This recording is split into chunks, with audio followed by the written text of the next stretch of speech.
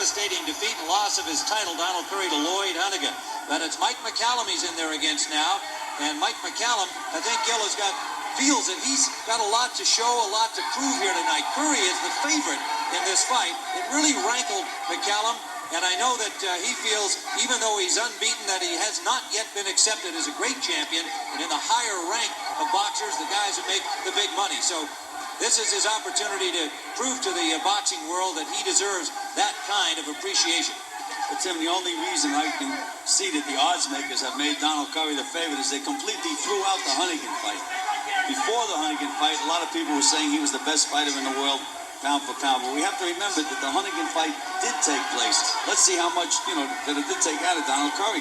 Well, and even in the two victories since then, they were somewhat tainted because of the fact that they were wins by disqualification. Tony Montgomery and Carlos Santos both being disqualified in the 5th round, coincidentally, for headbutting. And in each case, Curry was criticized afterward, and indeed in your commentary, for exposing his head to both Montgomery and Santos and making it possible for that to happen. Well, Tim, what would happen was Donald would put his head in front of his gloves. Your gloves are always supposed to be in front of your head, and that was partially responsible for the head clashes. Well, we'll watch for it in this bout, round number 1. Tim, in a first round like this, I know when I was managing and training fighters, I always got very, very nervous because both these guys can punch, and you have to be a little tight in that first round. Richard Steele is the referee, and a little warning there to Mccallum to keep the punches up. Mike Mccallum, 31-0 in his career, born in Jamaica, won the title from Sean Mannion. 1984, 5 successful defenses, tremendously impressive against Milton McCrory in his last outing, stopping him in 10. Curry, as we mentioned, coming back after the loss to Honeyghan with 2 victories, winning on disqualification. What I like about Mike Mccallum is anytime you're in front of him, he'll flick that jab out, he'll move his hands, keeps busy. Has the nickname the Body Snatcher because he is a good body puncher, but he has shown power upstairs as well as his knockout record would indicate. Hi, what's going on, family? I'm Scrapbook Boxing Museum of the Forgotten Fisticuffs series. Right now, we're looking at Donald Curry and Mike the Body Snatcher Mccallum. Two decorated amateurs. Donald Curry had well over 400 amateur fights, and Mike the Body Snatcher Mccallum was part of the 1976 Olympic Games. He fought out of Jamaica. One of the greatest amateurs of all of boxing was Mike the Body Snatcher Mccallum. That is underrated. Has a beautiful left-hand combination. Jab, hook, and uppercut. He was at one time part of the Kronk stable. And during this course of his career, he is now part of main events. I've watched Mike Mccallum train and spar in the gyms many times. I also watched him do road work on Atlantic Avenue in Brooklyn, New York, several times. I wonder if he remembers that himself, such a long time ago. Mike Mccallum threw 6 unanswered punches. I don't know what Donald Curry was waiting for when he was inside like that. Oh, beautiful jab by Mike the Body Snatcher Mccallum. He's busy. Donald Curry returns the favor with the left jab. These are potent weapons when you have 2 technicians in a ring like that. He will drop his right hand and he'll drop his left on that side as well. The problem I see with Donald Curry right now is his chin is in the air. He's standing too straight up. Again, he's the busier of the 2 fighters. That's where he needs to be. That takes years in the gym to learn that simple move. Slide to the left, slide to the right. Keeps the other guy a little bit off balance. Been quite an odyssey for Mccallum. Very successful. Curry is standing directly in front of Mike Mccallum. Winding up in the Kronk stable ultimately, and as a professional and dissatisfied there because of the attention paid to Tommy Hearns. And Mccallum is the bigger man. Then a big money fight against Donald Curry that fell apart. So he's got a lot of resentment, but competition in boxing today, and Mccallum, you can see, fighting with some special fury here in the second round. Landing some nice short punches, Tim. And after Donald Curry lost to Lloyd Hunnigan, he would have 2 comeback fights. One to Carlos. Unbeaten, 31 bouts. See that little uppercut inside? Oh! Solid right hand by Curry. Beautiful right hand thrown by Donald Curry. Once to Carlos Santos, and the other one was to Montgomery. Oh, beautiful overhand right thrown by Mike the Body Snatcher Mccallum. And both of those fights ended in a headbutt. Final seconds of the second round.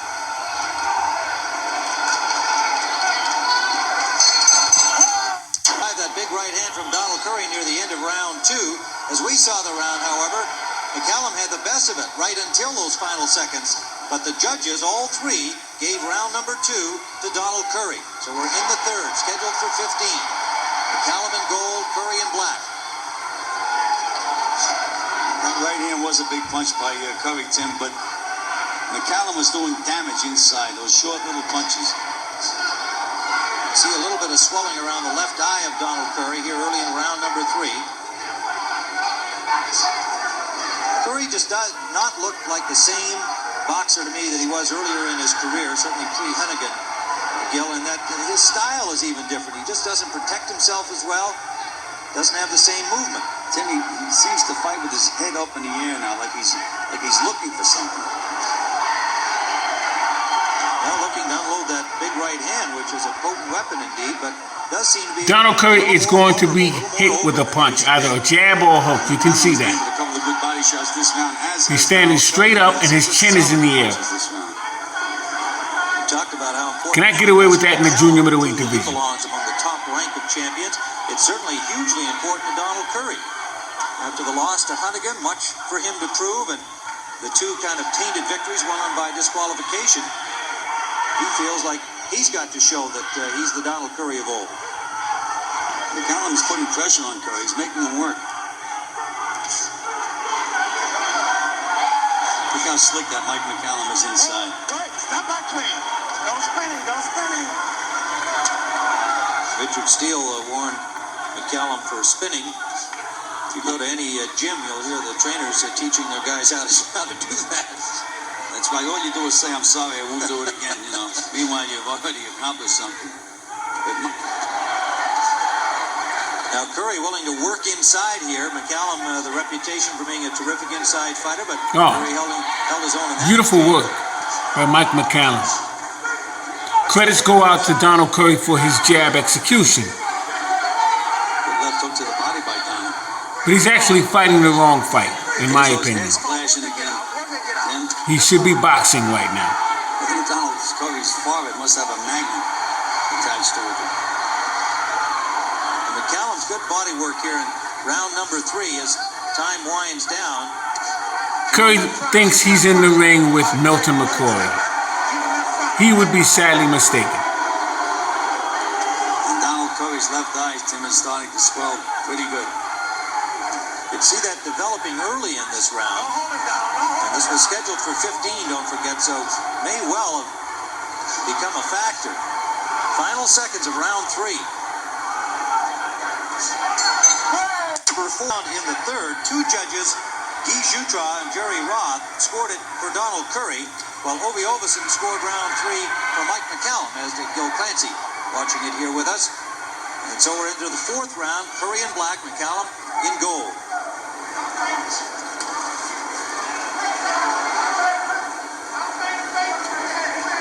They worked on Donald Curry's eye between rounds, and there he gets off to a good start with that shot to the head of Mccallum. Remember back in round 2, he wobbled Mccallum right at the end of Curry's chin is in the air. He is vulnerable at this time. Swelling more evident around the left eye of Curry. Look at where his gloves are. Back, he's dropping his hands, Tim. And still very erect and upright for most of the time. You saw him duck down on the last move there. Close those palms, though, Tim. Nothing wrong with that left hook. Oh, and he can punch it this weight, no question about that. Watch those short little punches of Mccallum. Yeah, beautiful short punches by Mike Mccallum. Oh, good punches under the heart. Really beating up on Donald inside. Mccallum never comes out of there without throwing some punches. And he has Donald backing up a little bit now.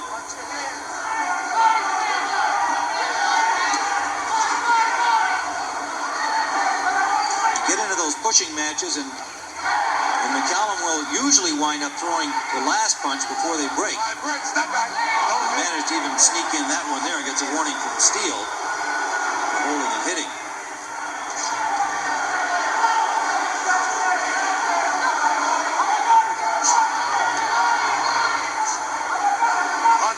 Get out.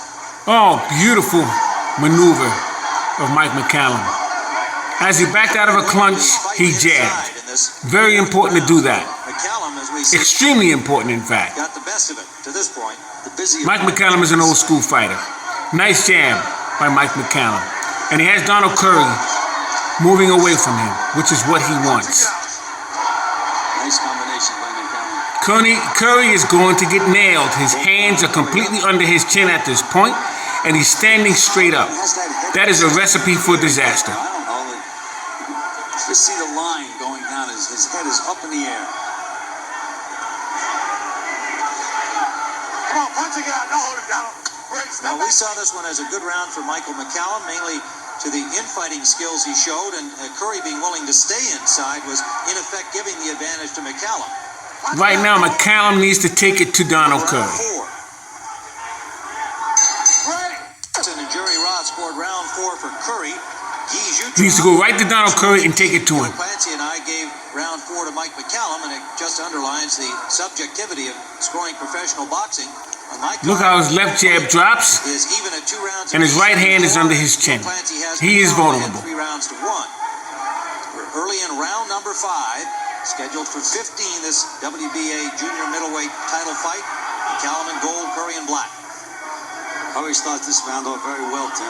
Good right hand to the body. Here's a good combination.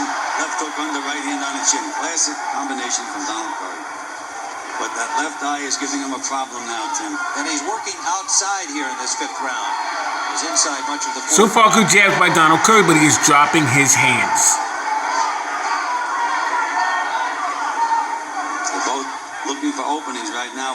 Mccallum is doing the right thing. He is decoying the right. Here comes the punch right there. Woo! Setting up the left hook. From Mccallum, and then as Curry pulled back, Curry will attempt to get up. He will be unsuccessful. Gravity is pulling him down. My God. Tim, Curry made one of the basic errors in boxing that you teach beginners not to make. He pulled his left foot back, stepped back, and dropped his hands. Well, for Michael Mccallum, that perfect punch is certainly euphoria for him and euphoria for Lou Duva, because for Mccallum, as we said, there was a lot to prove. Amazing. Here, and beating Donald Curry, who was the Mike Mccallum, being the challenger. Donald Curry. For Mike Mccallum, it was an opportunity to show that he was as good as any of the champions out there. Donald Curry quickly attended to, and the ring. All right, thanks for watching. Donald Romeo tried to get his corner to cut the gloves off. For Mike Mccallum, it was an opportunity to show that he was as good as any of the champions out there. Donald Curry quickly attended to, and the ring physician, Dr. Donald Romeo, tried to get his corner to cut the gloves off and get ice on his neck, but Curry, unfortunately, was all right. And a happy Mike Mccallum delivered the perfect punch, defending his title successfully for the 6th time. And that man in gold there, Georgie Benton, had a lot to do with it. Outstanding boxer and the trainer of Mike Mccallum. Now let's go back, Gail. Tell us again. Let's watch Donald Curry's left foot. Looks like he drops his hands. Now you'll see there's the left foot stepping oh back, my God. His hands wide open. It only takes a split second, and that's what does it. Curry himself said after the fact that he made a bad mistake, but you have to admire Mccallum keeping his eye on the target. Look where he is. Foot back. Look at where his hands were. As soon as that left foot went back, Tim, his feet were even. Mccallum could have done that about a round ago. And Mccallum took advantage. He just had to throw a feint and come up over the top. He just had nothing left. It was a terrific one-punch knockout. One more time. Oh, my God. The hands down, the foot back, as Gil pointed out. And Michael Mccallum now hopes that he will find himself in the middle of things. The weight pretty much the same. Big height advantage for Holiyfield, and with that comes a reach advantage of almost 6 inches. So ahead, live on Wide World of Sports, the 15-round junior heavyweight fight for Qwai's World Boxing Association title. Stay with us. We're coming back in just a moment.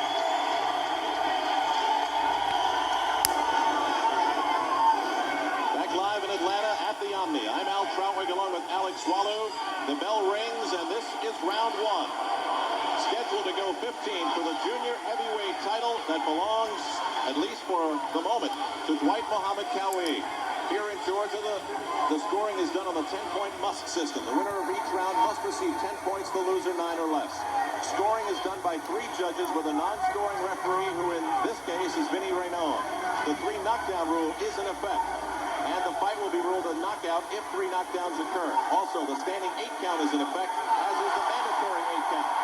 The crowd very lively, and Alex, we haven't heard any of your early strategy. How about it?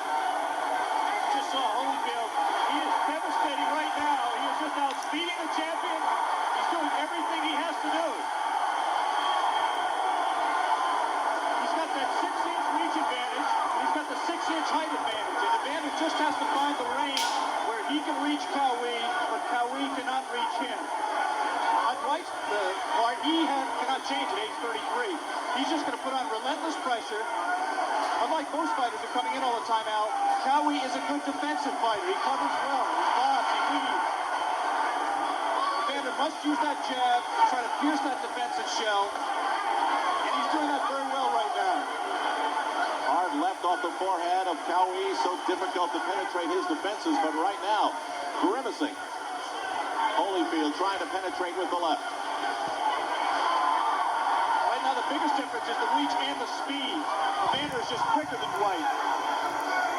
Evander, both fighters are light heavyweights. Evander outgrew that division. I think Dwhite ate himself out of that division. I think he's carrying excess poundage, and that has to hurt his reflexes and his speed. And yet he still thinks he can go up to the heavyweight division. If he gets by this fight, that's a very big if. This is the division that the WBC and IBF call the cruiserweight division. Holiyfield in the white trunks with blue trim. Dwhite Qwai, once more well known as the Camden Buzzsaw, in the white trunks with red trim. A good left-right combination to the head of Qwai. You have to look very closely with Dwhite Qwai because he does block an awful lot of punches. And right now, Evander is getting through often. A wild right after a good left-right combination. Lots of noise in the Omni right now. Watch Qwai stalking, constantly moving forward. If he ever takes a step back, you'll know that he's in early trouble. Evander right now is making a little bit of a mistake in the closing seconds here. He's backing straight up. He should be moving from side to side. Stay within punching range. There, he moves to his right, away from the Qwai right hand. We're watching the WBA Junior Heavyweight Championship bout between Qwai and Holiyfield, and it's off to a great start. We'll be back.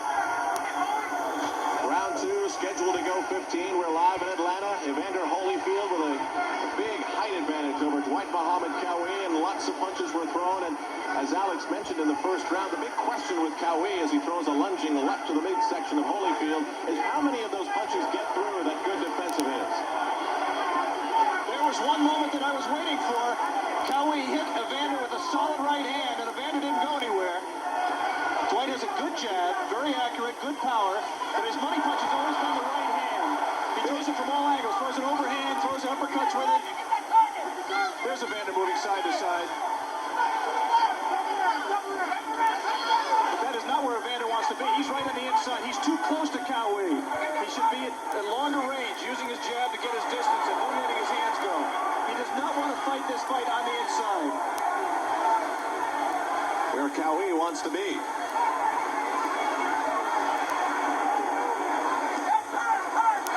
Now here he is in close. Couple of body shots by Qwai to Holiyfield.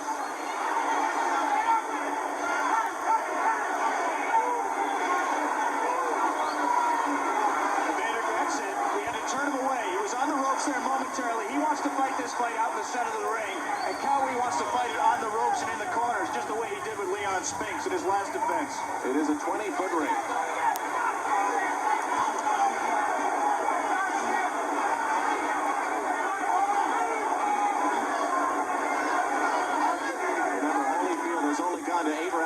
fights in his career. And only to 6 rounds all the other fights. That was the maximum. And that 15-round distance is an intimidating thing, Al. Even so great a fighter as Marvin Hagler, the first time he did it, in his first try for the world middleweight title against Vito Antuofermo, he was intimidated after round 10. He was in unknown territory. There's none of that smiling talking from Qwai. Not yet. He's taking some licks from Holiyfield, but now here comes Qwai back. And Holiyfield slides off the ropes.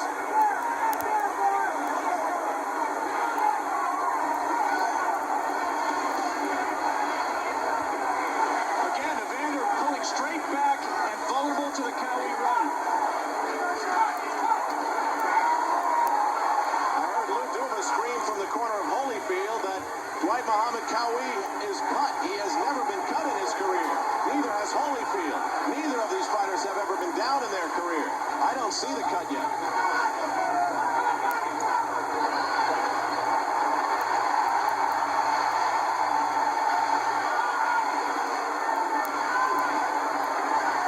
Evander has to defend himself there at the barrel, fighting after the barrel.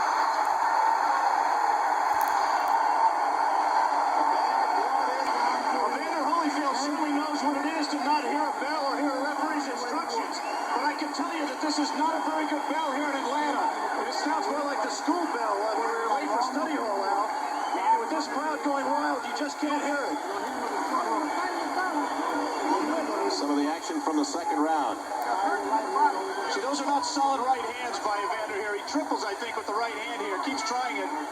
Try the left uppercut there. I would think that the uppercut would be a tremendous punch for Evander with Dwhite bending over and being so tough to hit from on top. I think he should use that right uppercut whenever he's inside. I'm still looking for the cut that I heard Lou Duva exclaim about. I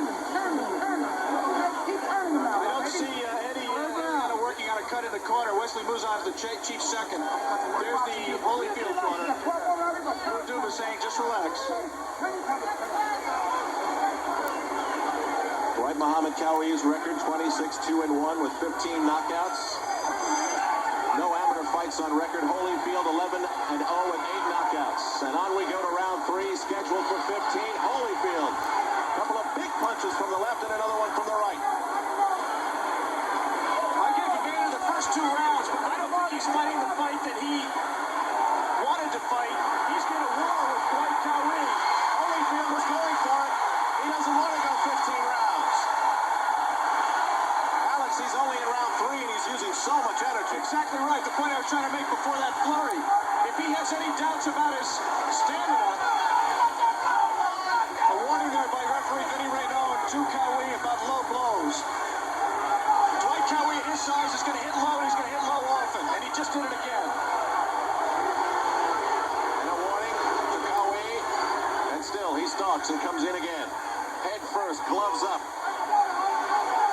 Evander expended a lot of energy early in this round, as you pointed out, Al. The key to the fight is whether he can sustain it, because he's going to get Dwhite Qwai in his face all afternoon. A right from Qwai sent the sweats flying off the head of Holyfield. That right got into the jaw of Qwai.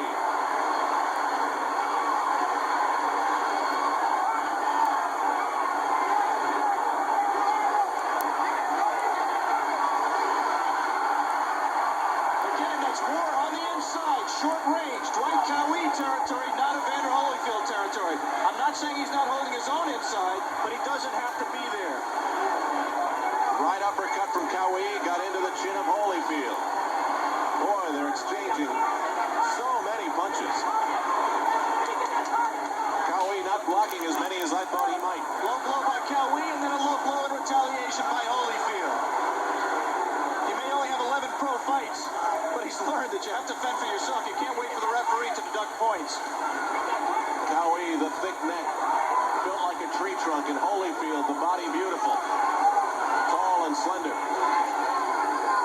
One statistic we didn't have on the tail of tape, Holyfield has a 29-inch waist as against Qwai's 36-inch waist. So they can't switch trunks when this fight is over.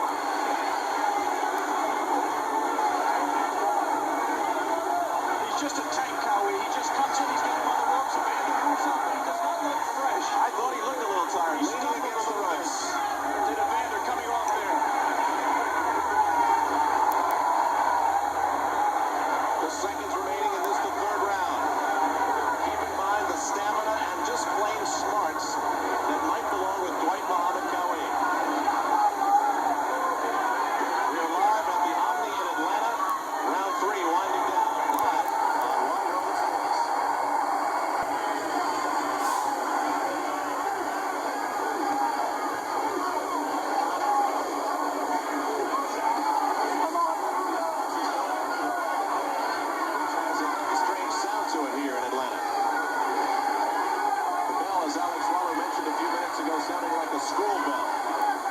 So on we move to the fourth round. We're scheduled to go 15. This for the junior heavyweight title. The WBA belonging to Dwhite Muhammad Qwai, his second title defense. Right now, Evander Holyfield is tired. He's laying on the ropes. We said coming in that stamina was a big question with him, and he is very, very tired. Qwai has him right where he wants him. Qwai isn't fresh as a daisy either, don't get me wrong. He's expended a lot of energy, and he's taken a lot of punches from a powerful, young, strong kid. Punching low again there is Qwai. Lou Tuba saying, yelling from the corner, turn him, spin him around, get off the ropes, and finally, Holiyfield is able to do that. There is not as much spark and power behind those Holiyfield punches. It's very obvious. Exactly right. Those were just pulling punches. They landed, they scored, but they did little damage.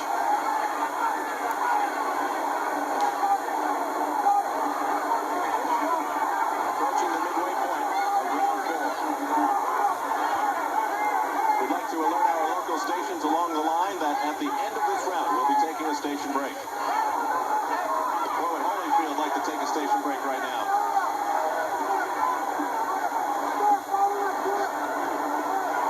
Good body shot by Qwai. Good body shot.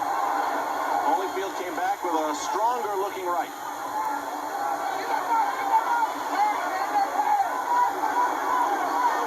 That punch blocked by Holiyfield. Glancing right. Holyfield stumbled with that left right. It clipped a little bit on the jaw, but he stumbled. Qwai breathing very heavily, but he is relentless. A left and a right combination again. Boy, that combo has worked well for Holiyfield. But now a big left coming back from Qwai. Holiyfield back against the ropes and sliding away. Qwai's slipping an awful lot of those punches out, and that's Holyfield expending energy again with nothing to show for it. Holyfield's eyes not looking as sharp, and he was back on his heels twice during that last flurry. A couple of blows that looked south of the border from Qwai to me.